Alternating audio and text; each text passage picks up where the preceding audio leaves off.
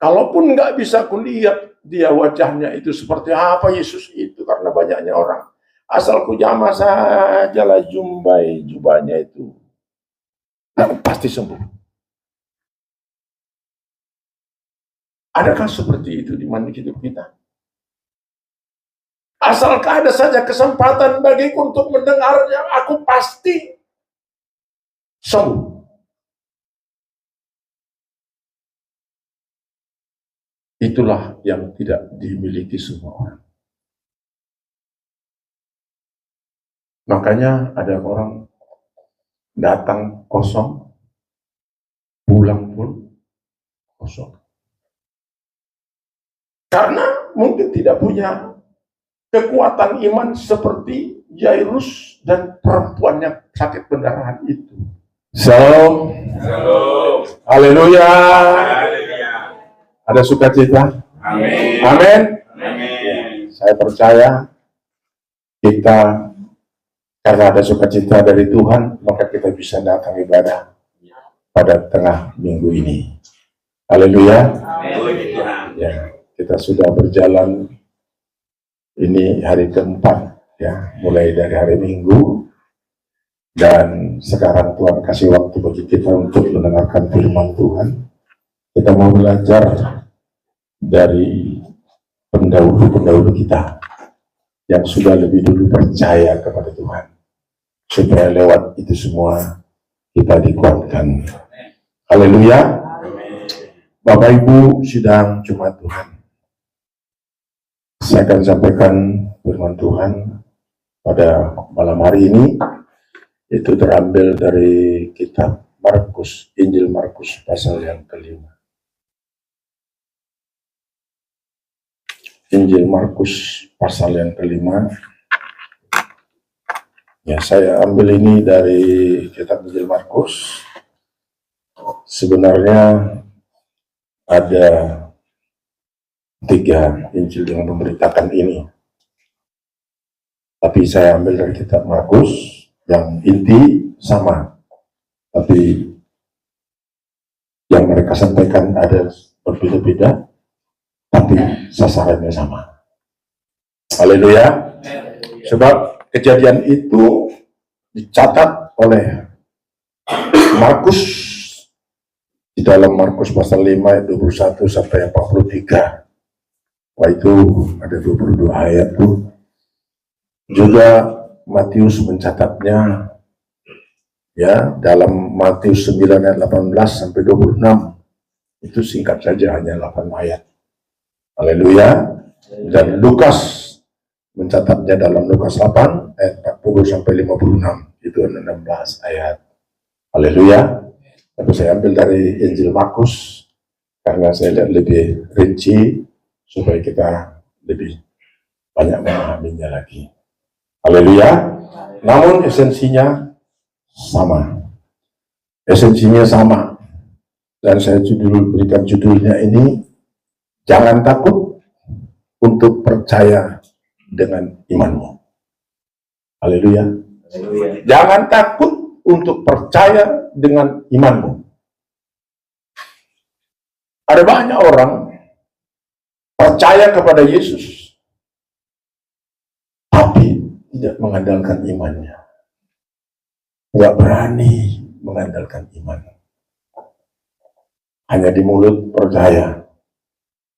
Tapi ketika datang terpaan gelombang yang besar, sulit dia untuk menerapkan iman itu dalam hidupnya. Itu makanya tidak sedikit juga yang murtad. Tidak sedikit jadi mualaf. Karena tidak kuat, tidak cukup kuat untuk melakukannya sesuai dengan iman. Mungkin dipengaruhi rasa takut, rasa malu, kurang percaya diri, atau mungkin kurang mengerti tentang siapa Yesus yang sebenarnya. Itulah. Karena itu saya ambil judulnya ini, jangan takut untuk percaya dengan iman kepada Yesus.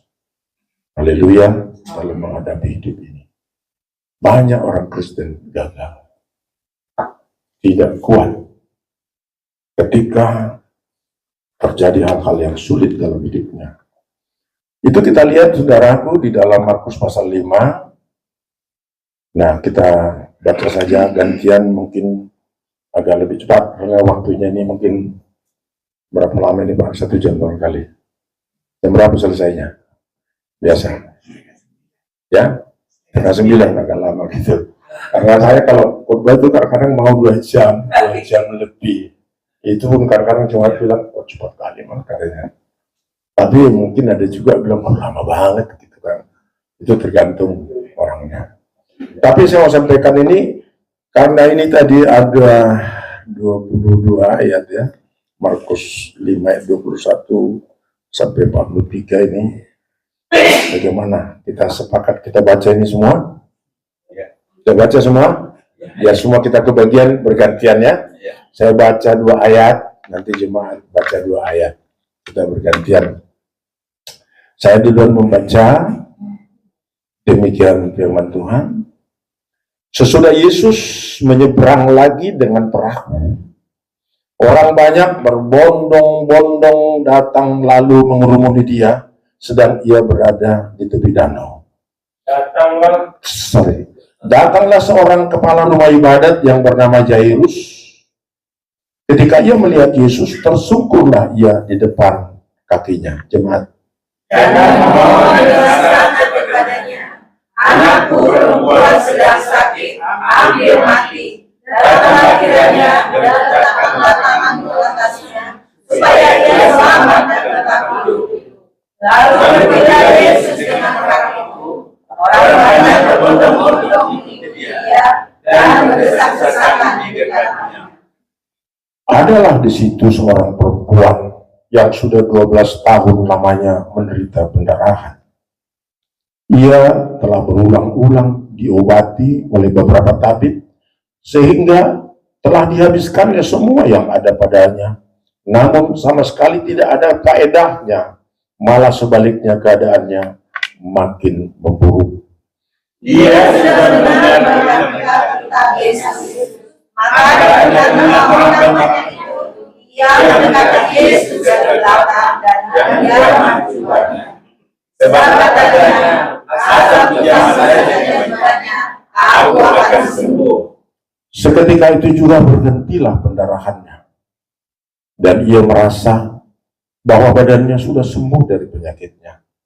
Pada ketika itu juga Yesus mengetahui bahwa ada tenaga yang keluar dari dirinya. Lalu ia berpaling di tengah orang banyak dan bertanya, siapa yang menjamah jubahku? Murid-muridnya menjawab, engkau melihat bagaimana orang ini berdesak-desakan dekat-dekat. Dan engkau bertanya, siapa yang menjamah aku? Lalu ia memandang sekelilingnya untuk melihat siapa yang telah melakukan hal itu. Perempuan itu yang menjadi takut dan gemetar ketika mengetahui apa yang telah terjadi atas dirinya, tampil dan tersungkur di depan Yesus dan dengan tulus memberitahukan segala sesuatu kepadanya. Maka katanya kepada perempuan itu, hai anakku, imanmu telah menyelamatkan engkau. Pergilah dengan selamat dan sembuhlah dari penyakitmu. Ketika Yesus masih berbicara, datang orang dari keluarga kepala rumah ibadat itu dan berkata, anakmu sudah mati, apapun yang lagi engkau menyusah-nyusahkan guru. Tetapi Yesus tidak menghiraukan perkataan mereka dan berkata kepada kepala rumah ibadat, jangan takut, percaya saja. Lalu Yesus tidak memperbolehkan seorang pun ikut serta, kecuali Petrus, Yakobus, dan Yohanes, saudara Yakobus.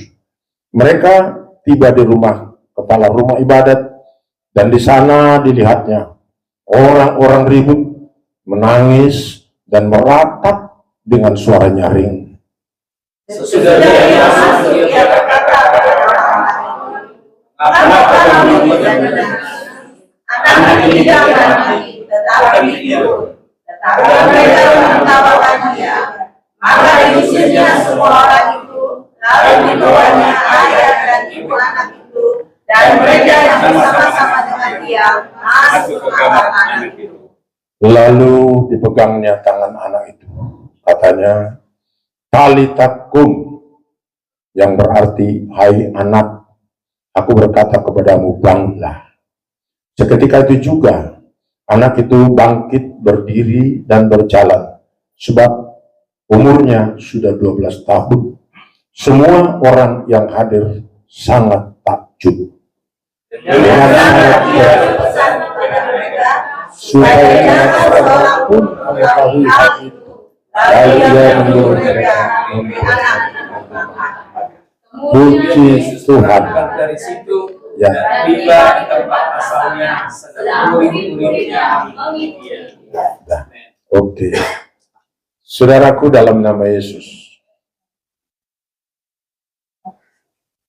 kita mendengar dan membacanya sendiri apa yang terjadi dalam pelayanan Tuhan Yesus ketika dia melayani dan dari kota ke kota, dari daerah ke daerah, terus-menerus melayani untuk membawa kabar baik dan keselamatan bagi orang yang mendengar dan percaya kepadanya. Saudara dalam nama Tuhan, apa yang kita dengar dari apa yang dicatat oleh Rasul Markus ini, itu menggambarkan keadaan juga kita-kita yang sedang beribadah seperti ini. Ketika orang beribadah, ketika orang mendengarkan firman Kristus, ketika orang datang berbondong-bondong, saudara masing-masing datang dengan membawa isi hati mereka. Haleluya. Haleluya. Namun iman percaya mereka yang datang itu bermacam-macam juga kualitasnya.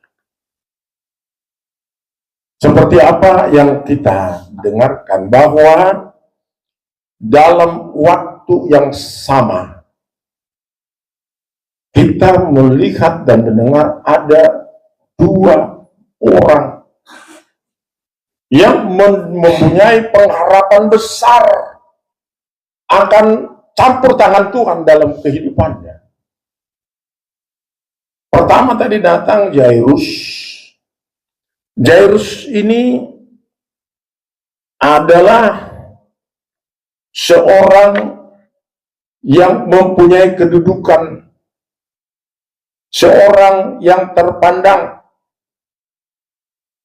dan dia datang kepada Tuhan dengan suatu pengharapan yang besar, dengan permohonan yang sangat kepada Tuhan. Dia menginginkan kesembuhan, pemulihan kesehatan bagi putrinya yang sedang sakit. Jadi anak perempuan itu sedang sakit, bahkan dikatakan hampir mati. Kalau seperti sekarang ini mungkin sudah di UGD, ya, atau di ICU, sudah kritis. Bahkan sudah sekarat. Karena kalau kita terus ikuti, bahwa akhirnya ada keluarga tetangganya yang memberitahukan bahwa anaknya sudah mati.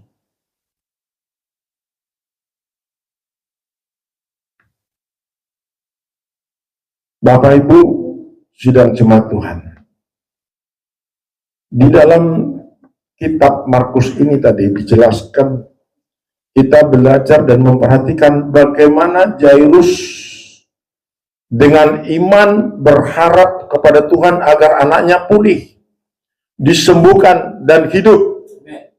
Haleluya. Itulah pengharapannya. Tidak ada lain dari itu. Maka ketika dia mendengar bahwa Yesus sudah sandar dalam perahunya.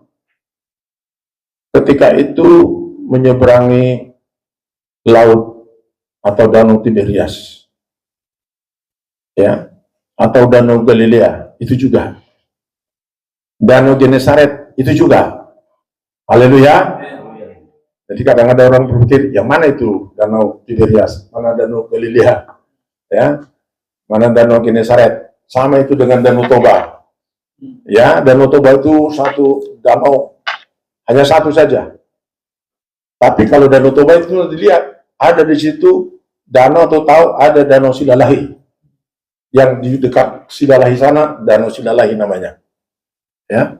Dan di dekat Balige ini ada danau kami, tahun Neptupulu. Jadi ada danau Neptupulu di situ. Nah, jadi ada lagi nanti yang di dekat Kampung Marga Saraki sana, lain lagi danaunya. Jadi ada danaunya Marga Sirikar juga ada. Nah, itu di Muara itu Marga Sirikar semua di situ. Dan hanya mereka yang bisa nangkap ikan di situ. Di Danau Silalahi pun gitu juga. Di Danau Neptupulu pun gitu juga. Jadi bukan berarti danau itu 3. Jadi danau itu 1. Ya, begitu juga ini. Yesus waktu itu menyeberang, dan ketika dia sudah mendarat, Jairus ini mendengar Yesus datang. Bersamaan dengan itu anaknya perempuan sakit. Lalu dia datang dengan iman, percaya sepenuhnya kepada Tuhan. Dia tersungkur, memohon dengan rendah hati. Ya, kalau sudah sampai tersungkur, itu dia mukanya sampai ke tanah. Haleluya. Sampai sebegitunya. Saya nggak tahu apakah kita pernah berdoa sampai tersungkur sejak kita ini ke tanah, memohon. Kalau nggak pernah, ya puji Tuhan. Tapi kalau nggak pernah, perlu juga dialami. Haleluya. Jadi itulah yang dialami dan dirasakan, diharapkan oleh Jairus, seorang Jairus yang beriman kepada Tuhan. Dia memohon, anakku perempuan sedang sakit, hampir mati, datanglah kiranya dan letakkanlah tanganmu atasnya supaya ia selamat dan tetap hidup. Itu imannya. Dia berharap kalau Yesus itu datang dan Yesus meletakkan tangannya atas anaknya, maka dia percaya anak itu akan selamat dan hidup, sembuh dari sakit penyakitnya. Haleluya. Inilah yang Tuhan mau. Haleluya. Tuhan mau ada iman seperti itu dalam hidup kita. Saudara dalam Tuhan, lalu Yesus merespon, ya, di dalam ayat 22 sampai 23 itu jelas bahwa Yesus merespon dalam ayat 24, lalu pergilah Yesus dengan orang itu. Dia pergi untuk merespon permohonan daripada Jairus itu. Saudara, mungkin kita juga pernah punya pengalaman seperti ini. Bahkan mungkin hari ini kita punya pergumulan yang mirip mungkin dengan apa yang dialami Jairus. Lalu Yesus pergi bersama dengan Jairus. Tapi saudara, ada banyak orang berbondong-bondong mengikuti Yesus dan berdesak-desakan di dekatnya. Saudara, itulah yang menghambat perjalanan Yesus. Ya, kalau sudah dikatakan sini berbondong-bondong, ya mungkin bisa kita bayangkan bagaimana kalau kemarin ada Selasa, orang berbondong-bondong berdesak-desakan untuk melihat pertandingan final antara Indonesia dengan Vietnam. Betul kan? Berbondong-bondong. Bahkan seperti ada tempat lain sampai ada yang mati terpijak-pijak. Tapi di sini tidak ada yang mati terpijak waktu itu. Namun, dengan padatnya orang, banyaknya orang yang ingin melihat dan mendengar Yesus, tempat itu penuh sesak. Dan hal itulah yang agak memperlambat gerak Yesus untuk sampai di rumah Jairus. Tapi saudara, dalam Tuhan, justru lambatnya pergerakan Yesus untuk sampai di rumah Jairus itu justru menjadi berkat besar bagi seorang yang punya sakit pendarahan sudah 12 tahun menderita.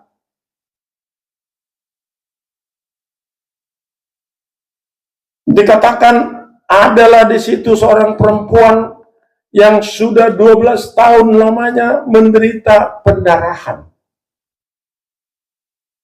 Ia telah berulang-ulang diobati oleh berbagai tabib, sehingga telah dihabiskannya semua yang ada padanya. Namun sama sekali tidak ada faedahnya, malah sebaliknya keadaannya makin memburuk. Dia sudah mendengar berita tentang Yesus. Maka di tengah-tengah orang banyak itu, ia mendekati Yesus dari belakang dan menjamah jubahnya. Ayat 28, sebab katanya, asal ku jamah saja jubahnya, aku akan sembuh. Luar biasa. Itulah yang ada di dalam hatinya. Menyala iman pengharapannya akan kasih karunia dari Tuhan Yesus. Dia punya pemikiran dan iman yang kuat. Asal ku jamah saja, melihat banyaknya orang, melihat sempit dan padatnya orang yang berbondong-bondong itu, orang yang sudah menderita pendarahan. Kalau sampai 12 tahun orang mengalami pendarahan, kita mungkin bisa bayangkan betapa sulitnya dia untuk berjalan. Haleluya. Betapa sulitnya dia untuk bisa berjalan. Betapa sulitnya dia bisa menerobos.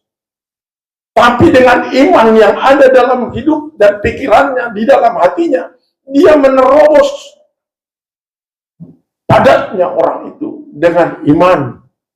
Kalaupun nggak bisa kulihat dia wajahnya itu seperti apa Yesus itu, karena banyaknya orang. Asal ku jamah sajalah jubahnya itu, pasti sembuh. Adakah seperti itu di mana hidup kita? Asalkah ada saja kesempatan bagiku untuk mendengarnya, aku pasti sembuh. Itulah yang tidak dimiliki semua orang. Makanya ada orang datang kosong, pulang pun kosong. Karena mungkin tidak punya kekuatan iman seperti Jairus dan perempuan yang sakit pendarahan itu. Haleluya. Saudara, memang kalau kita sedang berjalan dalam aktivitas hidup kita setiap hari dengan iman untuk melakukan firman Tuhan yang kita dengar, selalu ada tantangan. Selalu ada tantangan. Nah, kita lihat ketika perempuan itu mengatakan, asal ku jamah saja jubahnya, aku akan sembuh. Dengan iman sebesar itu, seketika itu juga berhentilah pendarahannya, dan ia merasa bahwa badannya sudah sembuh dari penyakitnya. Kalau tadi Jairus mengharapkan supaya Yesus menumpangkan tangan untuk anak perempuannya, tapi perempuan yang sakit pendarahan, dia berharap asal ku jamah saja pun jubahnya itu nggak menyentuh tubuh Yesus, dan tangan Tuhan tidak menyentuh tubuh atau kepalanya. Dia sudah percaya bahwa dengan menjamah jubahnya saja sudah sembuh. Haleluya. Haleluya. Alangkah indahnya kalau kita pun dalam hidup kita pernah berkata, asal bisa saja aku sampai ke gereja itu, walaupun gereja itu hanya ruko, tapi di situ ada kuasa yang besar. Aku percaya Tuhan akan menolong saya.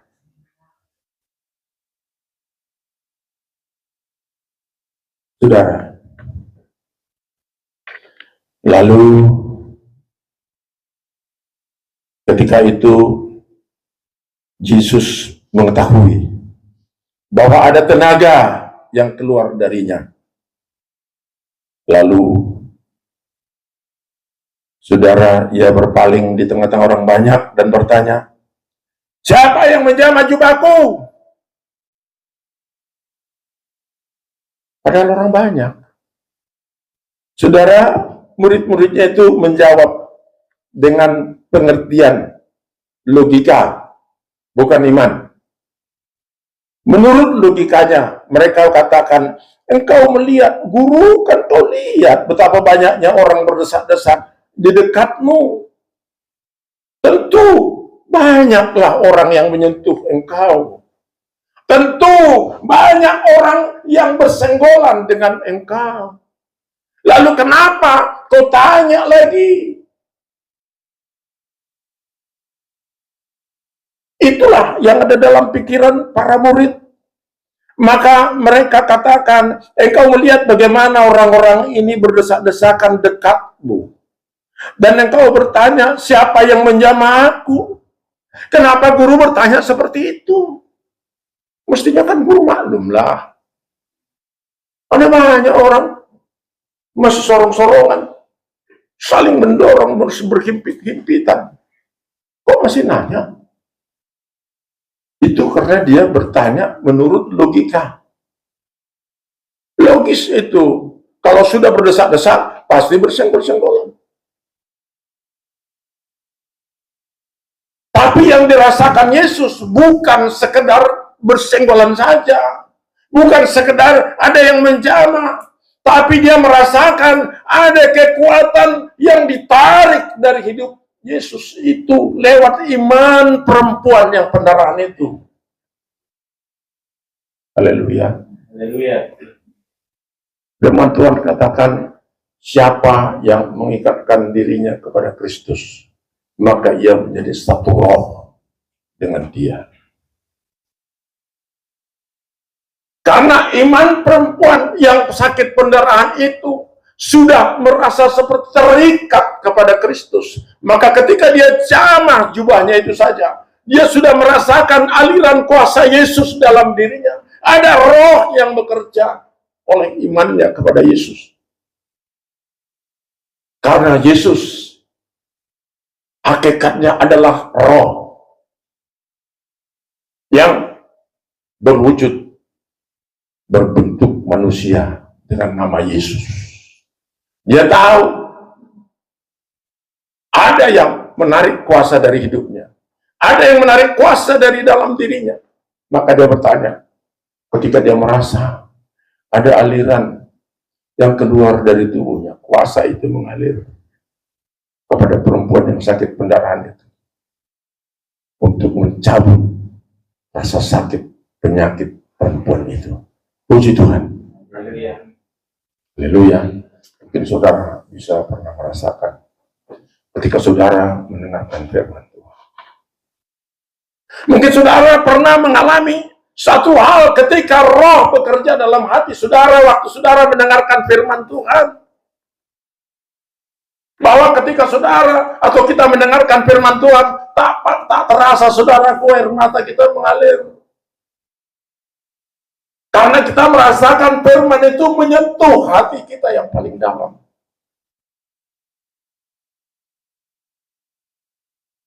Bukan karena melihat siapa yang menyampaikan, tapi kata melihat ada Tuhan di dalam firman itu. Maka kita terharu, kita menangis. Itulah yang dialami perempuan ini. Dia merasakan kuasa Yesus itu ada. ditarik oleh imannya kepada Kristus.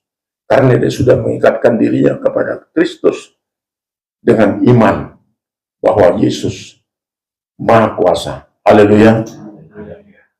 Saudaraku, maka dia merasakan ada perubahan di dalam dirinya. Saudara, ketika Yesus merasakan itu, saudara-saudaraku dalam nama Yesus, perempuan itu menjadi takut. Ketika Yesus memandang sekelilingnya, melihat siapa kira-kira di antara orang banyak ini yang sudah menjamah aku, yang sudah menyentuh bagian dari tubuhku, entahkah itu jumbai dari jubahnya, entah menyentuh tubuhnya karena berdesakan itu. Lalu perempuan itu yang menjadi takut dan gemetar ketika mengetahui bahwa apa yang telah terjadi pada dirinya, bahwa dialah yang menyentuh, bahwa dialah yang memegang jumbai itu, dan dia pula yang merasakan aliran yang luar biasa yang membuat perubahan dalam dirinya, dan dia merasa sakitnya itu sudah hilang.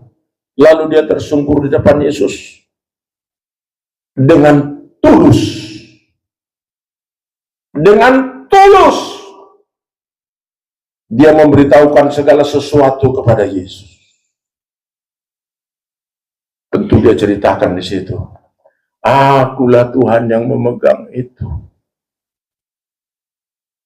Karena aku berpengharapan penuh ketika aku mendengar engkau ada di sini, aku datang dan berusaha. Karena aku dalam keadaan kurang sehat, tak bisa berjalan normal seperti orang lain.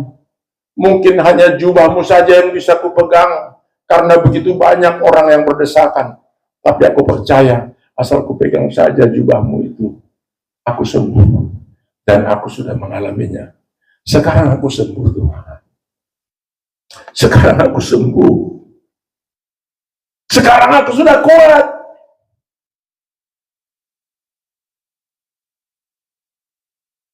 Tuhan mau yang seperti ini. Ada pengakuan tulus dari orang yang merespon kehadiran Yesus. Saudara, mungkin kita juga ketika datang di rumah ibadah, kita datang dengan membawa semua problem yang ada untuk kita curahkan kepada Tuhan. Karena kita percaya Tuhanlah curhatan hati kita. Haleluya. Haleluya. Karena itu curahkan isi hatimu kepada Tuhan. Jangan kepada manusia, kau akan kecewa. Tapi orang yang datang mencurahkan isi hatinya dengan penuh harap bahwa Tuhan akan merespon, dia pasti akan mendapatkannya. Saudara, dalam nama Yesus, itulah yang dialami perempuan itu. Saudaraku, di dalam nama Yesus. Maka kata Yesus kepada perempuan itu, hai anakku, imanmu telah menyelamatkan engkau. Pergilah dengan selamat dan sembuhlah dari penyakitmu. Puji Tuhan. Puji Tuhan. Walaupun kadang-kadang saudara, kesungguhan kita untuk mendengarkan firman Tuhan, kesungguhan kita mau pergi beribadah, selalu ada hambatan yang datang bagaikan orang yang berdesak-desak, mungkin menghimpit kita, ya menekan kita. Tiap hari kau tengok, tiap minggu kau ibadah, gitu-gitu juga ya terus.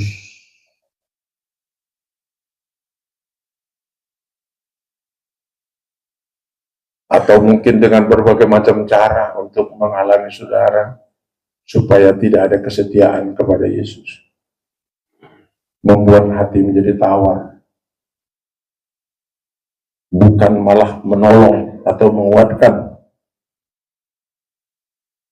Karena itu kita lihat Dalam ayat 35, ketika Yesus masih berbicara dengan perempuan itu, berbicara tentang kuasa yang diterima perempuan itu dari dirinya.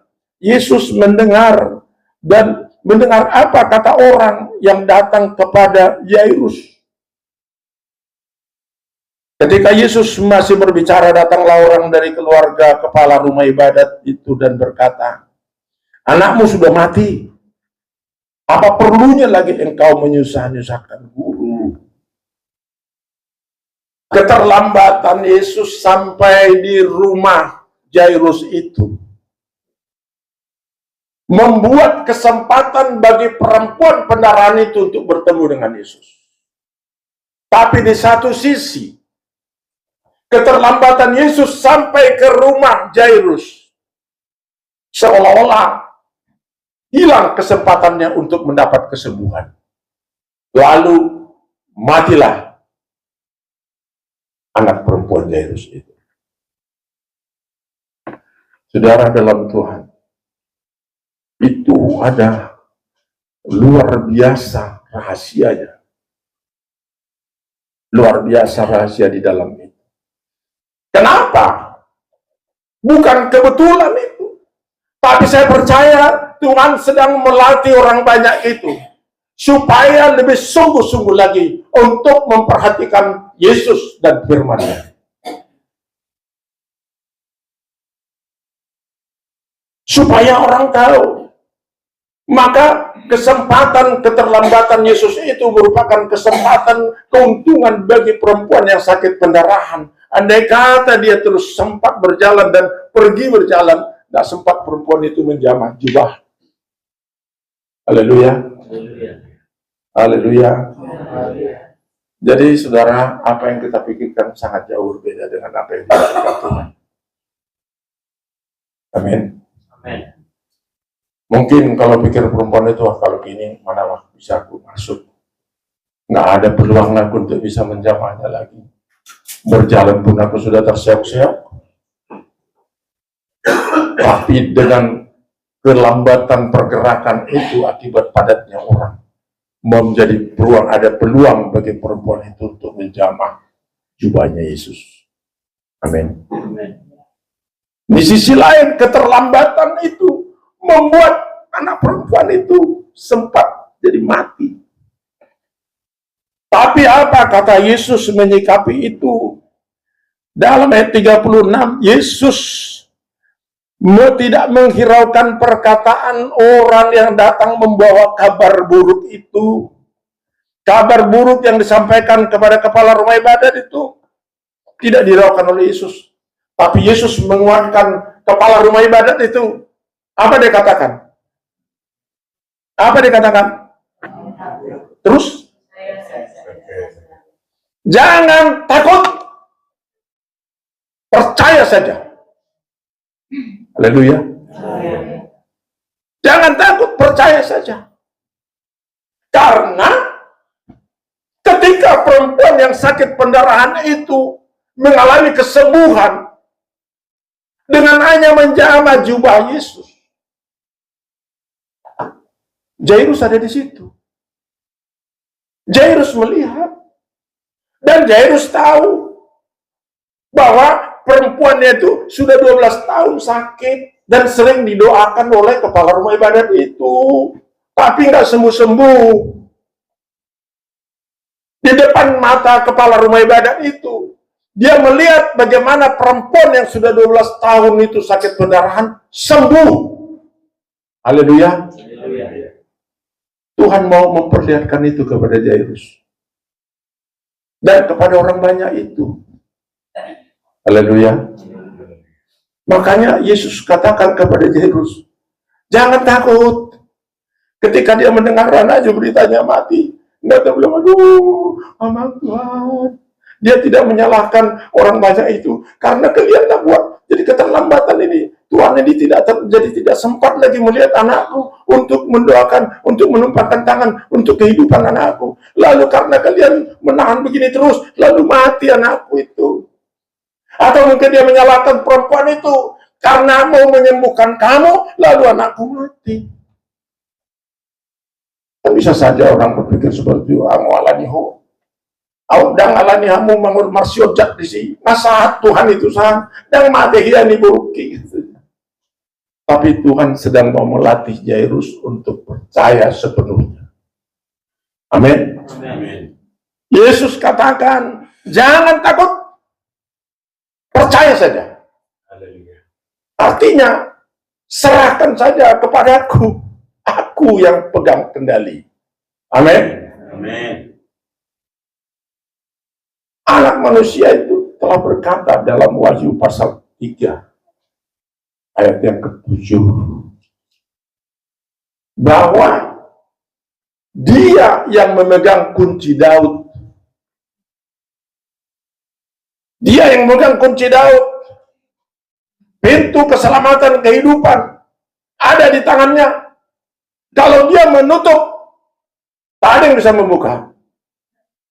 Kalau dia yang menutup, tak ada yang bisa membuka. Kalau dia buka, tak ada yang bisa menutup. Ya. Wahyu pasal 3 itu ayat 7. Benar.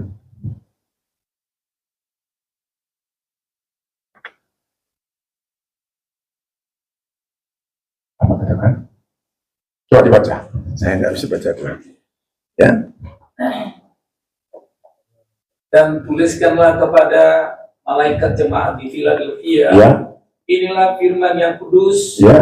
yang benar, Yang benar. yang memegang kunci Daud. Yang memegang kunci Daud. Apabila ia membuka, tidak ada yang dapat. Tak ada yang dapat menutup. Apabila ia menutup, tidak ada yang dapat membuka. Siapa itu?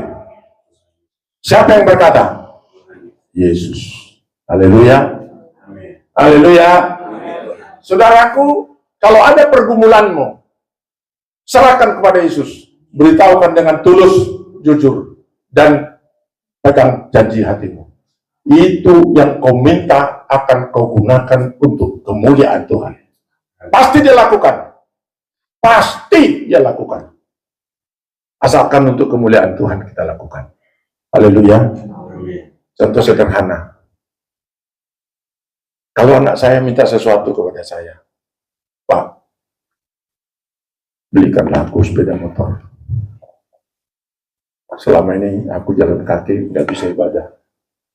Terlambat, sering minta bonceng dengan orang lain. Supaya aku nggak pernah terlambat. Supaya aku tidak pernah ketinggalan mendengarkan firman Tuhan. Belikanlah sepeda motorku. Yang second pun nggak apa-apa. Asal bisa aku ibadah. Saudara, aku pasti akan usahakan itu. Karena yang dimintanya untuk kemuliaan Tuhan. Haleluya. Supaya aku bisa bonceng Bapak yang sudah lansia itu. Pasti aku kan berusaha. Karena dia juga mengusahakan apa yang bisa membuat saya senang. Haleluya. Begitu juga kalau saudara menginginkan sesuatu, mintalah dalam nama Tuhan. Amin. Dan untuk kemuliaan Tuhan. Puji Tuhan. Pasti dia kasih. Pasti dia kasih. Saudara, dalam nama Yesus, saya sudah alami. Saya alami itu. Saudara, ketika saya sudah mulai makin tua, saya naik sepeda motor, kalau pelayanan, sering ditimpa hujan tengah jalan, kami pulang dengan istri, sama-sama udah tua. Saudaraku dalam nama Yesus, waktu itu tahun 2008. Tahun 2008, saya sudah berumur 61 tahun. Bagaimana kalau kami pulang ibadah? Kalau datang hujan, istri saya sembunyi di belakang saya. Supaya tidak kehujanan. Kadang saya suruh masuk di jaket saya, masuk bantal hujan. Sampai di rumah dia bilang, berapa lama lah ya Pak, gini terus kita. Kalau ibadah, kehujanan. Kalau nggak pergi ibadah, bagaimana? Pergi ibadah seperti inilah. Kita udah tua. Udah kepala 61 saya waktu itu. Dia pun sudah 61 lebih. Lebih duluan dia hadir dari saya. Ya, beberapa bulan. Saya bilang, berdoalah. Pasti Tuhan jawab. Kami berdoa, Tuhan, kami akan terus memuji melayani Tuhan. Tapi gimana Tuhan? Kami udah makin tua lansia seperti ini. Rambut udah putih, tenaga makin kurang. Kalau terus kami kehujanan, nanti demam kami gimana? Kami untuk melayani Tuhan, beritakan firman-Mu. Kasihlah sama kami. Yang second-second pun supaya kami nggak kena hujan. Angin malam, kalau ibadah malam. Ya, ibadah itu hari Rabu, hari Kamis, ibadah hari Sabtu, hari Minggu, ya. Jadi saudaraku, kami berdoa. Ya, di situ saya, waktu itu bang saya kerja di kebun, tapi udah pensiun saya. Saudaraku, pensiun saya luar biasa banyak, nggak bisa dihitung anak TK. Karenanya 720.000 satu bulan. Untuk apa lagi? Bisa beli beras berapa kilo itu? Saya berdoa, Tuhan tolong. Nah saudara, Tuhan tolong, Tuhan buka jalan. Ketika saya mengantar orang untuk mengambil STNK ke suatu dealer, orang dealer itu bilang, kalau Amang cocok, nah ini. Coba Amang duduk sini. Janganlah. Nanti terkirim aku nanti. Kalau terkirim duduk di situ nggak apa jadi bisulan aku nanti kan susah. Jangan gitu lah. Kalau Amang aja pendeta bilang gitu, lalu kami cuma ini bagaimana lagi? Lalu maksudmu, Amang ambil aja. Uang. Berapa banyak? Yang penting Bapak kasih aja dulu tanda jadi. Biar aku bikin tanda jadi. Order. 500.000 aja dulu.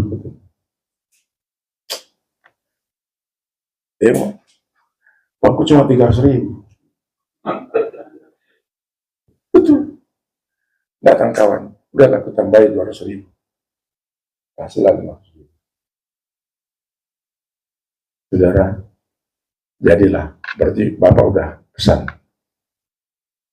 Ya, waktu itu bulan 12.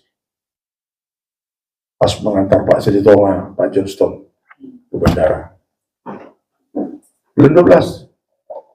Nah saudara, lalu dia bilang, nanti aku buat order ini seolah-olah Bapak pesannya bulan 10. Maksudnya, supaya cepat Bapak datang tepat duluan giliran. Ini kapal Roro sedang mau bergerak ini dari Jakarta mengantar mobil 350 unit ke Dumai. Punya Bapak di situ satu. Wah, betul lah. Saudara, akhirnya bulan 2 dipanggil saya, Pak, datang, bawa berkas. Datang. Mobilnya sudah datang. Terkejutlah saya, dari mana lagi? DP-nya nggak cukup. Lalu dia bilang, udahlah kalau DP-nya nanti aku membayar. Si marketing ini yang bilang gitu. Kok kau nambahin? Iyalah, aku rajin lah ibadah. Yang nggak ada yang utang aku, mau aku bikin seperti itu. Dan nanti, pokoknya DP-nya nanti aku tambah. Lalu kalau kasih DP itu berapa? Nanti Bapak bayar tiap bulan pas 5 juta. Dari mana? Udah apa itu? Bayangkan dengan 720.000, 30.000 gimana ini? Kemana aku cari tambahannya? Kalau dapat tambahin makan apa kan? Lalu dia bilang, Tuhan akan buka jalan itu Pak. Pasti Tuhan buka jalan. Lu gak mau macam minta ya aku. Ternyata Tuhan Yesus luar biasa. Amin. Haleluya. Jadilah bulan 2 itu datanglah mobil Terios yang terbaru. Dalam hatiku, aduh Tuhan, luar biasa kali budayanya. Dan itu bisa dapat. Tuhan buka terus jalan. Tiap bulan ada saja jalan. Bukan lagi 4,5 juta, lebih dari itu datang tiap bulan. Entah dari mana, adalah orang entah mana, terkejut lah. Seperti kata orang, seperti rezeki harimau. Harimau itu jalan sana, jumpanya hijab, dapatnya sana. Yang pas ke sini dia, dapatnya di sana. Tuhan tahu apa kebutuhan. Haleluya. Dan itulah yang saya alami. Yang tidak mungkin menjadi mungkin. Karena dia yang pegang kunci. Dia buka. Ada yang bisa nutup. Maka dia bilang, akulah jalan kebenaran dan dialah jalan keluar dari segala kesulitan. Dialah jalan dari segala kesusahan. Makanya perempuan yang pendarahan itu, dia percaya sepenuhnya. Asal ku jamah saja, aku sembuh. Betul, sembuh dia. Haleluya. Kepada Jairus dia katakan, jangan takut, percaya saja. Cuma dia bilang, aku ada di sini, sudah kau lihat kan? Itu dia nggak bilang. Tapi dia sudah tahu, Jairus kan sudah lihat. Yang didoakan kepala rumah ibadat itu 12 tahun nggak sembuh-sembuh, ternyata sembuh hanya dengan pegang itu saja. Lalu selanjutnya apa kata Yesus? Lalu Yesus ketika sudah katakan jangan takut, percaya saja, lalu Yesus tidak memperbolehkan seorang pun ikut serta kecuali Petrus, Yakobus, Yohanes. Yakobus, Petrus, Yohanes, dan Jairus bersama istrinya. Mereka tiba di rumah kepala rumah ibadat, dan di sana dilihatnya orang-orang ribut, menangis dan meratap dengan suara nyaring. Sesudah ia masuk, dia berkata kepada orang-orang itu, mengapa kamu ribut dan menangis? Anak itu tidak mati, tapi tidur. Orang banyak itu sudah melihat, dan secara logika melihat juga dengan nyata, anak perempuan sudah mati. Kalau mereka sudah melihat mati, mereka sudah ngerti bahwa kalau sudah mati nggak mungkin hidup lagi. Lalu ngapain? Jairus, engkau menyusah-nyusahkan guru datang kemari, udah mati anakmu, kau bawa lagi kemari. Untuk apa lagi dia? Kan itu artinya. Udah mati. Untuk apa lagi Yesus datang? Udah nggak ada lagi artinya. Tak perlu deh, karena kira-kira udah begitu. Tapi Jairus tidak demikian. Dan juga Yesus menegaskan, orang yang tidak percaya tidak perlu ikut melihat itu. Makanya ketika orang banyak datang mau melihat, tapi ngocok, memang sungguh dia dan Yesus Nasareti pembunuhan dong mati. Tapi kata Yesus apa? Jangan, kau saya ikut. Kamu saya ikut. Yang boleh masuk hanya Yakobus, Yohanes, Petrus, Yesus, Jairus, istrinya, dan anak perempuan yang mati itu. Hanya 7 orang saja. 7 orang saja. Yang lain diusir. Tak usah. Dan mereka masuk. Lalu Yesus perintahkan talitakum. Artinya itu, hai anak, aku berkata kepadamu, bangunlah. Ketika itu juga bangkit dan berdirilah anak itu dan berjalan. Haleluya. Sebab umurnya sudah 12 tahun itu kan masa pertumbuhan, masa remaja, masa akil balik. Haleluya. Masa umur 12 tahun, masa pertumbuhan untuk menuju kedewasaan. Amin. Jadi untuk bisa masuk dalam pertumbuhan menuju kedewasaan, orang harus memiliki Yesus dalam hidupnya. Amin. Haleluya. Kita semua punya anak. Kalau sudah umur 12 tahun, itu anaknya kalau perempuan itu sudah mulai menstruasi. Itu tanda-tanda kedewasaan sedang berjalan. Haleluya. Perempuan itu juga untuk menuju kedewasaan imannya, dia harus menderita 12 tahun. Haleluya. Jadi bukan kebetulan perempuan itu umur 12 tahun menderita, baru disembuhkan Tuhan. Bukan kebetulan anak itu harus yang umur 12 tahun itu mati, dihidupkan Tuhan kembali. Tapi Tuhan mau tahu, memberitahu kepada kita, untuk mengalami pertumbuhan selanjutnya dalam hidup keimanan kita, kita harus punya Yesus di hidup kita. Haleluya. Haleluya. Bapak Ibu mau bertumbuh, menuju kedewasaan rohani, miliki Yesus dalam hidup. Ketika kita menjadi percaya kepada Yesus dengan sepenuh hati, itulah tanda-tanda kehidupan kita sedang mau bertumbuh dalam iman kita. Itulah yang dialami saudara dalam Tuhan. Kadang-kala harus terjadi seperti itu. Harus mati dulu orang lain, baru orang lain ini percaya. Amin. Amin. Haleluya. Saudara dalam nama Yesus, waktunya sudah jam 8. Jadi itu kita, satu hal yang perlu kita imani.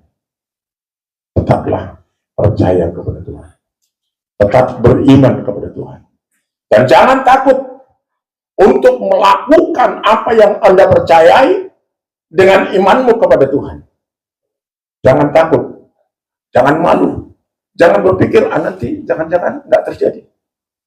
Malu. Saya sudah alami. Ketika saya minta sama Tuhan, istriku sudah 8 tahun lebih tidak punya anak. Anak keempat, untuk anak yang kelima, dokter bilang, Pak, ini istri Bapak ini nggak bisa lagi punya anak. Karena sudah mengalami satu penyakit yang waktu itu sangat menakutkan. Ya, kalau ibu-ibu ini tahu, ada itu hamil anggur. Kalau hamil anggur itu, di dalamnya itu seperti biji-biji, apa namanya itu. Ya, itulah. Dan itu diangkat. Dan dokter bilang, ini sudah tidak mungkin. Karena itu karena sudah dikuret. Waktu itu kami masih gereja lama. Tapi ketika saya sudah percaya kepada Yesus, mengerti Tuhan bahwa Dia itu hebat, saya yakin, saya bilang sama Tuhan, Tuhan, aku sekarang anakmu. Kalau aku anak bagimu, engkau mengatakan manusia saja, orang jahat saja. Kalau anaknya minta roti, takkan pernah dikasihnya kalajengking dan ular. Tapi pasti kalau dia minta roti, dikasih roti. Apalagi Bapamu yang di surga, Dia tahu kebutuhanmu. Nah, aku pegang itu lalu aku katakan, Tuhan, aku butuh anak laki-laki. Dokter bilang, istriku nggak bakalan punya anak lagi. Waktu itu sudah 4. 1 laki-laki, 3 perempuan. Tapi saya bilang, Tuhan, saya mau anak saya ada 2 laki-laki, supaya dia menjadi hamba Tuhan. Hambamu nanti Tuhan. Lalu, karena itu untuk kepentingan Tuhan, Tuhan kasihlah. Saudara, sesudah anak yang nomor 4 itu umur 8 tahun lebih, baru istri saya hamil lagi. Orang pun terkejut, kok bisa ya? Dan saya bilang, itu anak saya laki-laki. Dari mana tahu? Waktu itu belum ada USG. Masih pakai corong aluminium itu dulu. Kalau bidan dulu kan wah, ini udah hamil, katanya semua itu. Nggak bisa tahu laki-laki atau perempuan.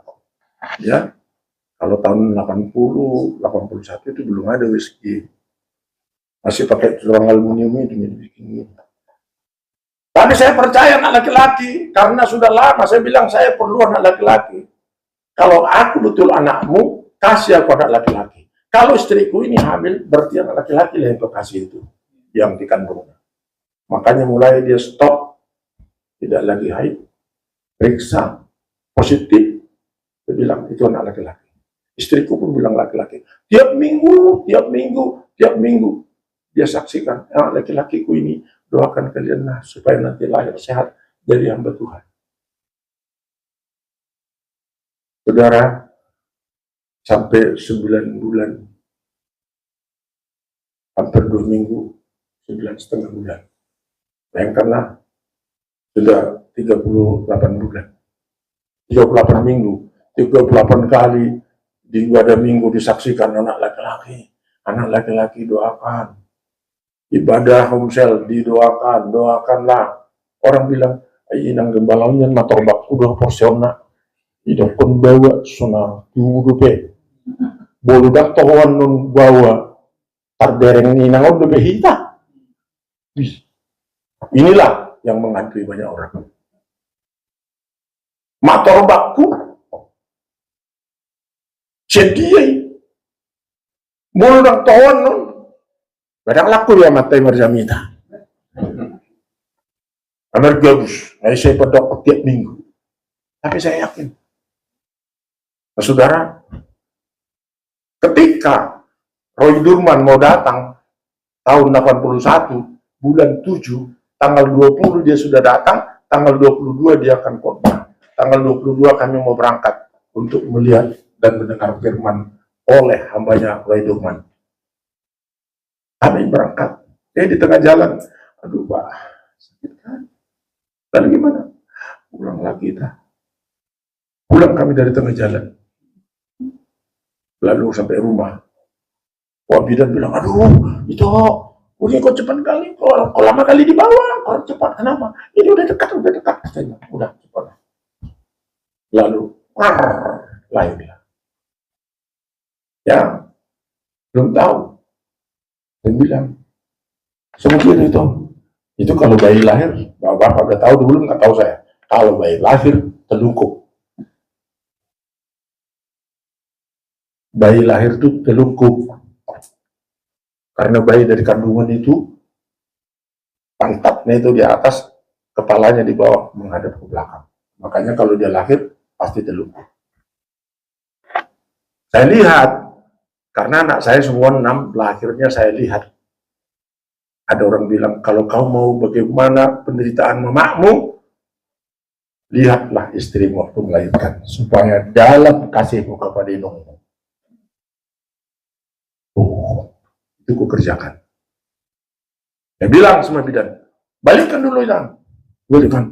Laki-laki itu, puji Tuhan. Ayo. Terus bersihkan. Sudah dibersihkan, letakkan tadi itu. Ayo kita doakan. Terima kasih Tuhan Yesus. Kau sudah jawab doa kami. Kau minta laki-laki, kau kasih laki-laki. Kami mau dengar firman-Mu lewat hamba-Mu Durman, tapi tidak kau berikan kesempatan. Namanya lah ku ambil. Makanya anakku itu ku bikin namanya Durman. Dan sekarang dia Ken melayani. Haleluya. Oh, senang saya. Anakku sudah 2 laki-laki. 1 dia Ken, 1 pendeta. Ketua wilayah di Riau. Puji Tuhan. Haleluya. Haleluya. Saudara bisa mengalami seperti yang saya alami. Saudara bisa mengalami seperti yang dialami Jairus. Saudara bisa mengalami seperti yang dialami perempuan yang pendarahan itu. Asalkan saudara mau mengikatkan dirimu kepada Kristus, maka saudara menjadi satu roh. Siapa yang mengikatkan dirinya kepada Kristus, maka menjadi satu roh dengan Kristus. Haleluya. Ada satu frekuensi. Amin. Satu frekuensi. Ini siaran ini. Kalau nggak satu frekuensi, nggak nyambung. Mau teriak-teriak di sini, sana orang nggak dengar. Begitu juga kita dengan Yesus, kalau tidak satu frekuensi, teriak-teriak di sini, nggak ada jawaban. Karena itu selalu minta Tuhan, sambungkanlah aku dengan Dia. Haleluya. Amin. Tuhan memberkati, menolong kita. Saudara, ya, serahkanlah hidup kita kepada Tuhan. Beranikanlah dirimu untuk percaya kepada Tuhan. Jangan takut. Haleluya. Datanglah kepada Yesus dengan iman. Asalkan kau jamah dia, asalkan ku jamah dia, pasti aku sembuh. Yesus katakan jangan takut, percaya saja. Haleluya. Tuhan berkati, Tuhan menolong kita. Puji Tuhan, kita tutup Alkitab kita.